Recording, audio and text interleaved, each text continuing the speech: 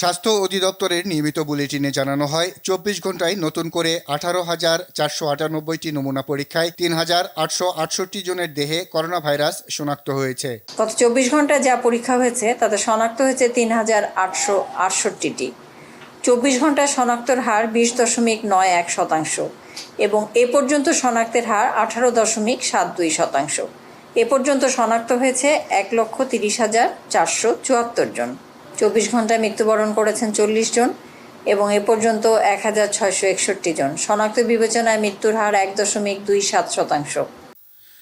২৪ ঘন্টায় আরও ১,৬৩৮ জন সহ সুস্থ হয়েছেন ৫৩,১৩৩ জন। এদিকে রাজধানীর মুগদা মেডিকেল কলেজ ও হাসপাতালে নমুনা দিতে এসে শারীরিক দূরত্ব না মেনে লাইনে দাঁড়াতে হচ্ছে। অনেকে আবার রিপোর্ট পেতে কয়েকদিন লেগে যাওয়ার অভিযোগ করেন। আজকে ৭ দিন হয়ে গেছে, খুব সমস্যার মধ্যে আছি, রিপোর্টটা এখনো পাইনি। মঙ্গলবার দিন না, মঙ্গল বুধ বৃহস্পতিবার শুক্রবার ৪ দিন ধরে আমি মেসেজ পাই না। আমার হাজবেন্ড অসুস্থ। আমি তো এই প্রথম টেস্ট করাতে আসলাম, আসার পরে দেখলাম এখানে সিরিয়াল মেনটেন হচ্ছে, এটা সুন্দর।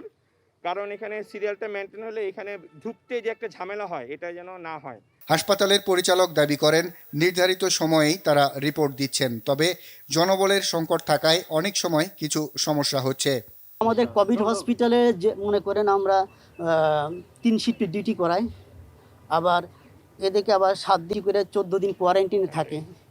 তা যে জনবল ছিল নন কোভিড হসপিটালে, ওই জনবল দিয়ে কোভিড হসপিটালের সার্ভিস দিতে গেলে আমাদের জনবল আরও লাগবে।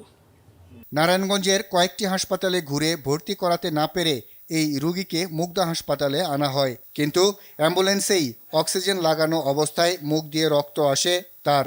পরে পরীক্ষা নিরীক্ষা করে জানানো হয় রোগীর আগেই মৃত্যু হয়েছে।